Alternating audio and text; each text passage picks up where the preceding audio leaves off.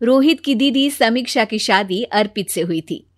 रोहित 20 साल का था, जो कि अपना पूरा दिन मोबाइल पर ही निकालता था। कभी पबजी खेलता तो कभी यूट्यूब चलाता। एक दिन अर्पित और समीक्षा के मम्मी पापा से मिलने आते हैं और देखते हैं कि रोहित मोबाइल से हटने को तैयार ही नहीं है।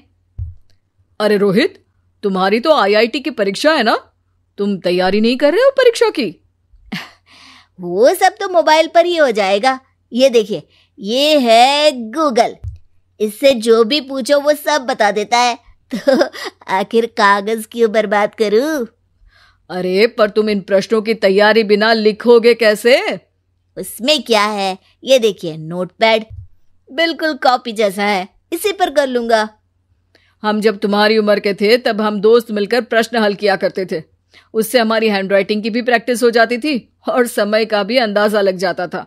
और फिर साथ में हम एक दूसरे की मदद भी कर देते थे अगर कोई अटक जाए तो। आपका जमाना अलग था जीजा जी, अभी जमाना फास्ट और स्मार्ट हो गया है। जमाना क्या, अब तो फोन भी स्मार्ट हो गया है। समय के साथ बदलना पड़ता है जीजा जी। अब बस भी कीजिए, आप हर चीज को लेक्चर में बदल देते हैं। रोहित अच्छा कर लेता है परीक्षा में। इतने में अर्पित के सास ससुर जी आ जाते हैं हॉल में और अर्पित इस बारे में बात नहीं करता। हालांकि अर्पित को लगता तो है कि पूरी तरह मोबाइल पर लगे रहना सही नहीं है, पर वो इस बात को और नहीं छेड़ता। ऐसे ही 2 दिन निकल जाते हैं। समीक्षा, मुझे काम से फोन आया था, मुझे वापस काम पर लौटना पड़ेगा। पर हमें आए हुए तो 2 ही दिन हुए हैं, अभी चले गए तो माँ और पापा को अच्छा नहीं लगेगा ना। अच्छा ठीक है, तुम रुक जाओ, मैं काम खत्म करके फिर लौट आऊंगा।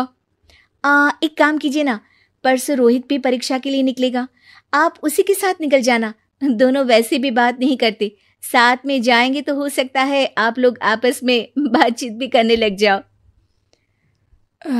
ठीक है, मैं काम को 2 दिन टाल सकता हूँ।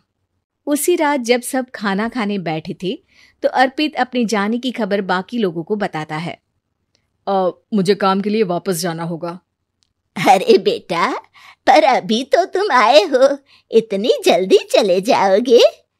नहीं माँ जी, समीक्षा यहीं रहेगी और मैं जल्दी काम खत्म करके वापस आ जाऊंगा। ठीक है, काम भी जरूरी है। वैसे कब निकलोगे बेटा? 2 दिन में। मैंने सुना है कि उस दिन रोहित को भी परीक्षा के लिए जाना है, तो कल मैं दोनों की टिकट करा लेता हूँ बुक। मेरी टिकट रहने दीजिए जीजा जी, मैं तो फोन से ही करवा लूंगा। हाँ, पर कोई दिक्कत हो गई तो? अरे कोई दिक्कत नहीं होती जीजा जी, फोन सब कर सकता है। हमारे फोन के रिचार्ज से लेकर टीवी का रिचार्ज सब रोहित यही फोन से बैठे बैठे कर देता है। अब ये नई चीज तो हमारे समझ के परे है, पर अच्छा है कि रोहित जानता है। हमारी मेहनत इतनी कम हो गई भाई। हाँ, पर अगर टिकट नहीं मिली तो? अर्पित की बात पूरी होने से पहले ही बिजली चली जाती है। अरे ये क्या हो गया, आपने बिजली का बिल भर तो दिया था ना? अरे नहीं, मैं तो भूल गया था। अरे टेंशन मत लो माँ। देखा जीजा जी, आप बिजली का बिल भी भर सकते हो, समय बदल गया है। एक बार फिर अर्पित इस बात पर बहस नहीं करता। अगले दिन जाकर अपनी टिकट करवाता है और पैकिंग कर रहा होता है जब शाम को अचानक से रोहित के चिल्लाने की आवाज आती है। नहीं, प्लीज प्लीज हो जा, ऐसा मत कर यार, प्लीज हो जा। अरे क्या हो गया रोहित?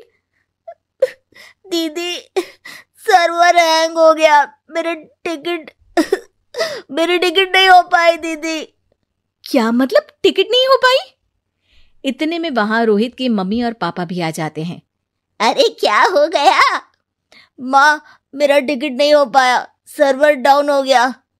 अरे पर तूने तो बोला था कि हो जाएगा।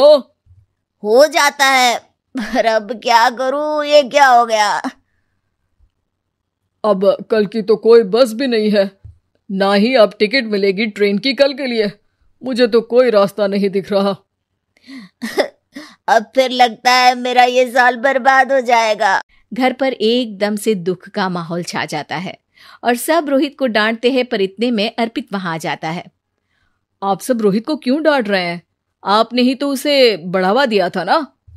लेकिन इसकी लापरवाही के कारण इसकी परीक्षा छूट जाएगी। इसने तो हमसे कहा था कि टिकट हो जाएंगे। हे भगवान, अब क्या होगा? चिंता करने की कोई बात नहीं है। मैंने एक एक्स्ट्रा टिकट करवा ली थी।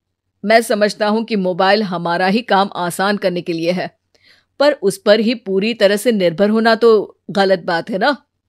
रोहित टिकट को देखकर बहुत खुश हो जाता है और जोर से जाकर अपने जीजाजी के गले लग जाता है।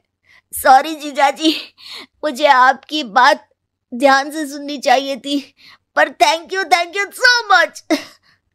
हाँ बेटा, तुमने तो इसका भविष्य बचा लिया।